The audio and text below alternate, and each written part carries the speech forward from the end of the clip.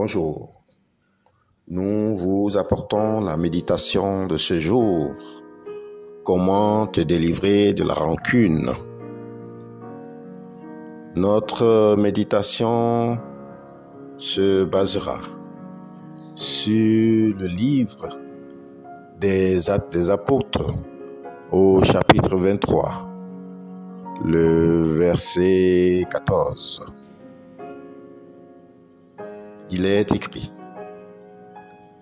Et ils allaient trouver les principaux sacrificateurs et les anciens, auxquels ils dirent: Nous sommes engagés avec des imprécations contre nous-mêmes à ne rien manger, jusqu'à ce que nous ayons tué Paul.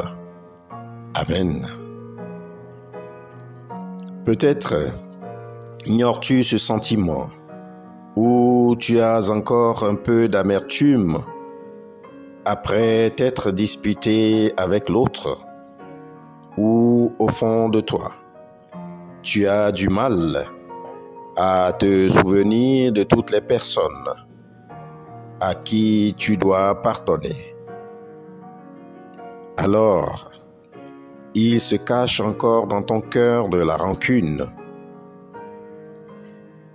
La parole de Dieu présente Paul ce matin dans le Sanhédrin où il tente de se défendre des pharisiens et des sadducéens.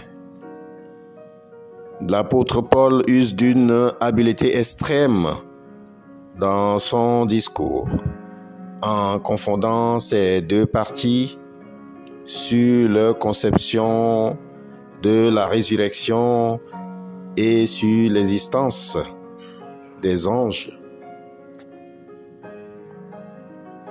et des esprits. Il s'engagea une grande division entre eux, qui obligea le tribun à garder Paul loin de l'assemblée.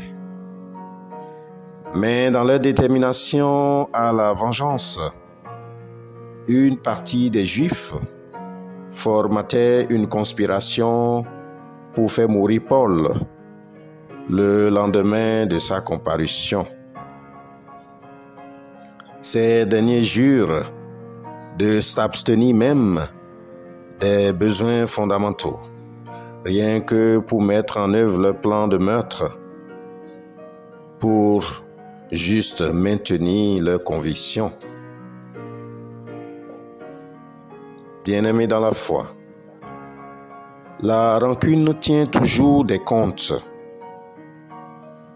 Garde ton cœur plus que toute autre chose, car de lui viennent les sources de la vie. Proverbe au chapitre 4, le verset 23. Gardes-tu le compte des torts et toutes les frustrations que te font subir les autres, comme tu épargnes de l'argent à la banque? Ou comptabilises-tu les offenses que te font les autres dans ton cœur? Alors, si c'est ton cas, le Seigneur te parle aujourd'hui de protéger ton cœur contre la rancune et contre tout autre sentiment qui peut te détruire et t'éloigner de lui. La rancune peut avoir des conséquences très graves, car elle peut t'éloigner non seulement de Dieu, mais aussi des autres.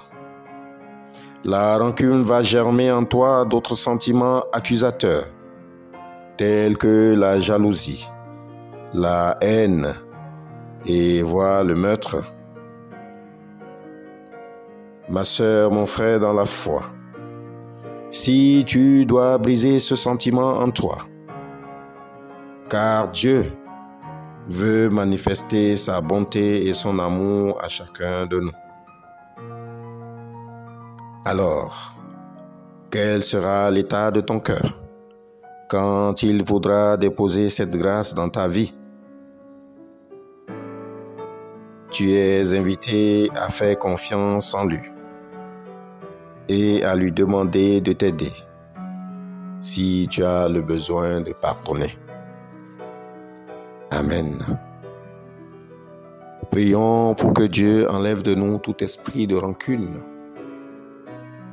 Notre Dieu, notre Roi, nous te bénissons pour ta parole qui éclaire et qui illumine nos vies.